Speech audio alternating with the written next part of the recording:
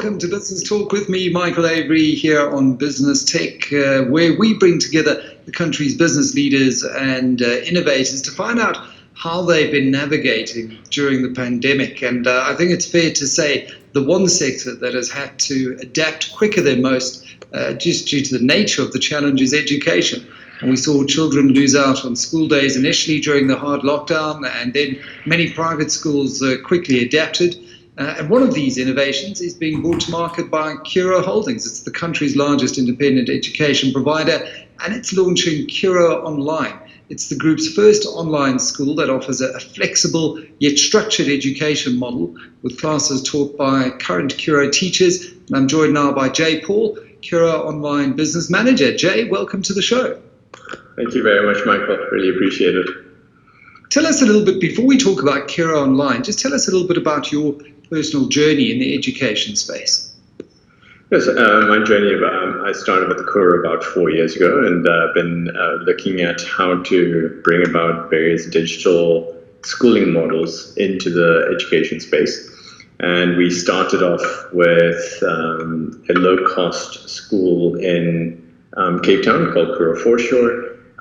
It's in a way like our flagship model for a new type of schooling that's actually very digitally centric. So the students actually learn primarily from a online platform, and we have teachers and that actually play the role of a tutor. So none of them actually teach in front of a whiteboard, and they they primarily learn from the platform, and the teachers play the role of actually being there to support the students and supervise, and also actually give them any assistance that they need in the learning journey. So it's a very different type of schooling model.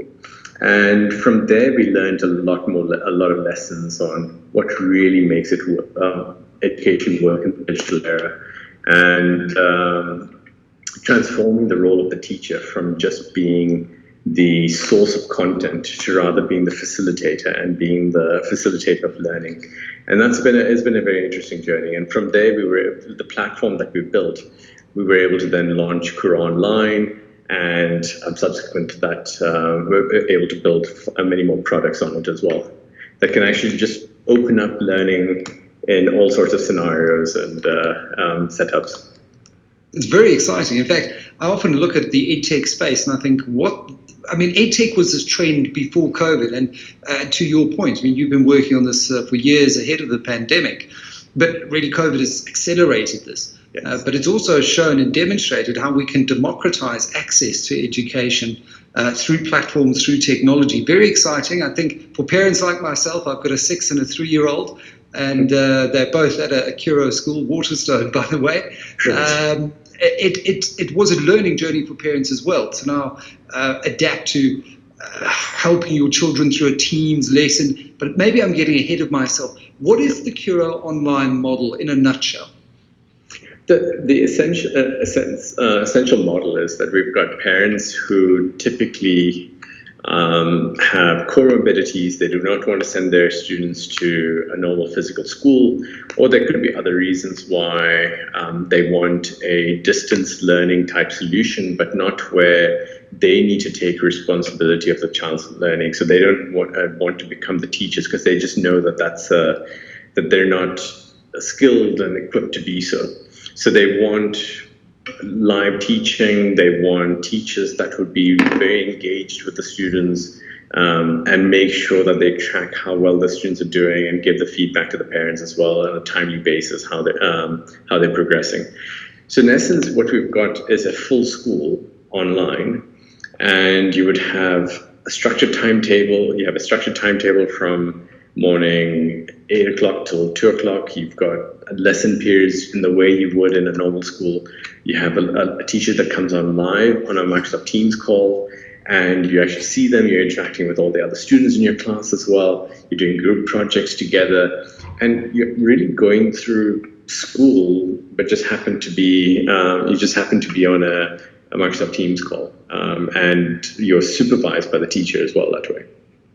So the entire load of teaching and so forth is just taken away from the parents. So it's not distance learning in the way that a lot of homeschooling solutions and everything else work, but this is actually very, like a full-out school. but just happen to be delivered to you on a remote basis. We have some parents that are in other parts of the world. We've got those in Malaysia, Dubai, in Europe. Some that happen to be sailing around the world, and they are, they managed to get on their boat before pandemic hit, and they're actually connecting to the classes when they reach port. And so you've got a whole variety of students that, and of course in South Africa itself, we've got students right across the place. So in your class, when you're in an online class, you are joined by students that are coming from various backgrounds, different cities, different environments, and you'll be doing group projects with them, and just actually have a lot of interaction with just a variety of people that way. But of course, the class size is also small, so it's not like as though we've got 40 or 50 in the classroom. It's like your standard Curro school class size. And in that sense, are you following the same curriculum as well? Yes, yeah. So it's exactly the same curriculum, and the idea is that you could move from a Curro school easily into the space, or the online school, or vice versa. So you can actually, if you start off with the online school and you want to now move into a physical school, you can even join any of the Curro schools, and you just be able to slot in. Our curriculum is fully aligned with all the Curro schools. So if you are parents potentially wanting to take a sabbatical, travel the world for a year, pack the kids up, put them on a barge and go through France, for example, they wouldn't have to miss any school because they could do the online version for that year and then go back into the physical stream the year thereafter. Exactly.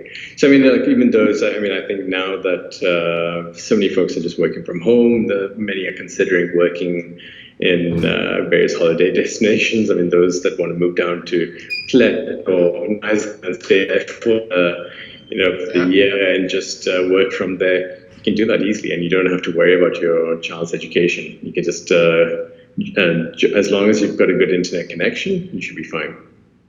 And then in terms of assessment, I think parents might wonder, without the in-person ability to assess, how that takes place in an online environment.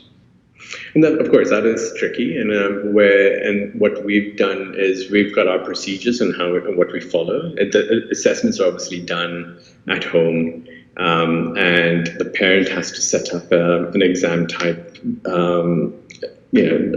Like they have certain requirements that they have to meet in order to run the tests and exams at home. And it's only the matric exam, the final matric exam, that you would actually go to a testing center. So that's not obviously done at home, but everything else is done at home. And as a parent as well, you need to acknowledge that the child has done this in a situation that is actually fair and so forth. But we'd also monitor the students via the camera. So whilst they're doing the exam, we'd be monitoring them as well. So that's really how we run things. And of course, in terms of, if I'm a learner struggling with a particular concept, and do I raise my virtual hand and get special interaction from the teacher? How does that support structure and wraparound work? So in a normal class scenario, like the online class scenario, you've got, let's say, a class. Monday morning from 9 to 10, you do math. And so your math teacher comes along. They may even teach a concept live over the live call, and then they'll give you some exercise questions that you need to do. And you'd be working on it on your own at home while you're on the live call still. And then if you're struggling with it, you just have to put your hand up, and the teacher can actually set up a separate breakaway room, or even help you in class with everyone else, hearing what the solution is. So there are just many ways in which you can actually ask for help and get help given to you. We also do organize afternoon sessions for those that are really struggling with the concepts. So the teachers give a more one-on-one support in the afternoons between 2 and 5 to those that need extra help. Right. So these are dedicated teachers here that are only focused on the Curro online. It's not teachers now trying to teach in class and teach virtually and juggle all of these balls. It's a dedicated resource here. Yes. From a technology perspective, and my mind is busy racing about potential futures that I might have and sabbaticals and where I might end up. But from a technology perspective, what are the minimum requirements that you would need here? One would obviously need a stable internet connection. What are the minimum requirements? I mean, I think even with a stable internet connection, one of the things we do is all the class sessions are recorded and put on our online platform. So if you do miss out on something, you can still go back, just watch the recording. If that's load shedding. Exactly. And I mean, load shedding has really caused havoc for us, I have to admit. Even with teachers, some of the teachers are based at home, and with load shedding has an impact where you could have a UPS system, you could have all the battery backups and everything, but your internet connection will still be very poor because just the whole area will suffer in terms of internet connectivity and speeds and so forth. So that does have an impact on us, but yeah, like what you do need to have, we recommend like a good 10 meg line, and also in terms of your computers, we recommend that you have a laptop with like an i5, like an Intel i5 type processor, about 8 gigs of RAM. It's a very standard setup, really. And a nice SSD drive, if you can get your hands on those old hard drives. I mean, just too slow. No, I'm just kidding. In terms of office type equipment, scanners, printers, that kind of thing, is there a lot of that? Do you ask students to print things out, maybe work on them by hand, scan them, send them back in? Exactly. There's a lot of that. And one of the things that, I think even pedagogically, it's important that you ensure kids do write a lot, and it's simple things as well. We make sure that the kids actually take notes and in every lesson, and we actually check the notes that they've taken as well. So you have to submit your notes that you've done for the module that you're working on. And so the kids do scan a lot. They send that through, they upload it or email it to the parents, to the teachers, and you get assessed on all of these kind of written submissions on a continuous basis. It's an important skill to have because your final exam is written. The matric exam is still a written exam. So it's important, and I think the writing skills are important as well. And it is actually, there have been a lot of research papers done to show that the kids as well, even though they may be born into a tech era and have been working on computers from the time they were 4, they still need to actually write and get that practice. And writing actually helps with memory and just remembering a lot of the concepts. So that's as an integral part of the learning process. So that's why we do insist on writing and then scanning the material and then sending that through. I want to circle back to the curriculum idea because I was chatting to your CEO, Andre Schreling, a couple of weeks ago at the results, and Curro delivered fantastic results during this period. And he said the one thing that it's also opened up is the ability to offer a whole lot of new subjects that potentially wouldn't have been able to be accessible in the past. How are you doing this? Are you just plugging into area specialists now, and they can reach a broader audience? How exactly is that working? So I think something like, let's say you've got a school in a tier 2 city, let's say, or like a smaller city, let's say like Port Elizabeth or something. You may not have a very big school, and you may have limited subject choices in terms of grade 10, 11, and 12. Yeah. Now, and the more subject choices you offer, the less likely that you'll have a full class. So that actually makes it very inefficient from a financial perspective. It actually is very difficult to offer many subject choices because for every subject that you offer, you need to have another classroom, you need to have, you need to have a dedicated teacher, etc. There's it is quite a difficult. It is quite difficult to actually provide a huge choice of subjects. But now, using Curro Online, we can offer a multitude of subjects via the online platform with live teachers, dedicated teachers, now serving the whole country in all our Curro schools. So we can actually offer a lot more schools, a lot more subjects to all our schools. And in essence, like a student that may want to study tourism and they don't happen to offer it at their physical school, they can actually take it up with an online school. And we would schedule it within the school times and such that the student, it wouldn't really impact the student in terms of their lifestyle and so forth. And that's the sort of experience that they would encounter. So they'd end up having a bit of a hybrid learning model where some subjects may be with online teachers and some with physical teachers. And the beauty of that is that you literally, the good thing about that, again, you are now in a classroom with students all across the country, and you get to experience running projects with folks from very different backgrounds. You could have a student in Joburg, another in Cape Town, and another in Durban doing a project on climate change. And locally, which is what we do in the world of work now. So you're actually equipping your students with those tools that they're going to be confronted by in the workplace. Exactly.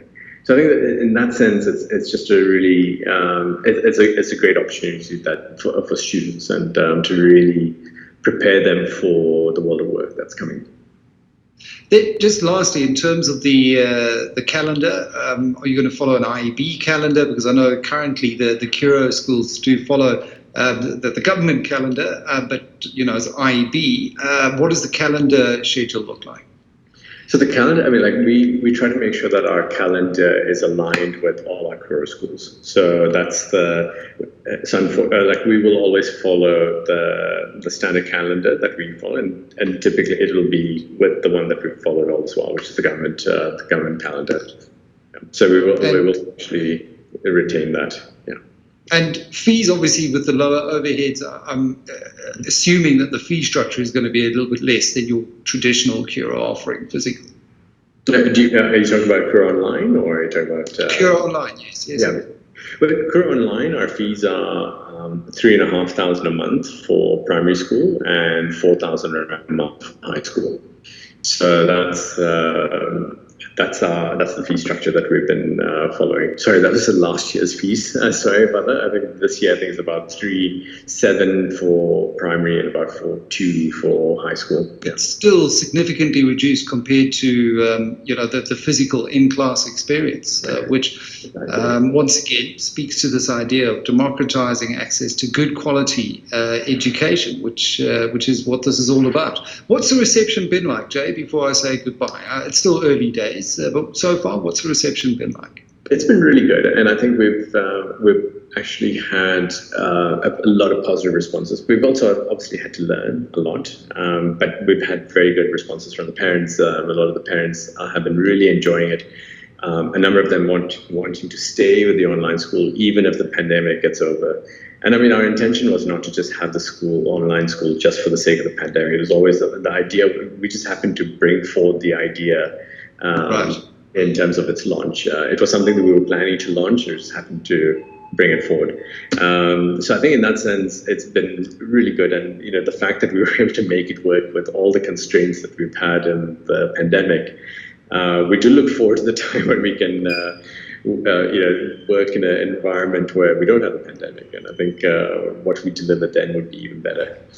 Well, the model has been stress tested and it's come through with flying colours. Jay Paul, Curro Online Business Manager, thank you very much for sharing your insights into Curro Online, a very exciting new development in the South African educational landscape. Have a fantastic break. Thank you very much, Michael. Chat soon.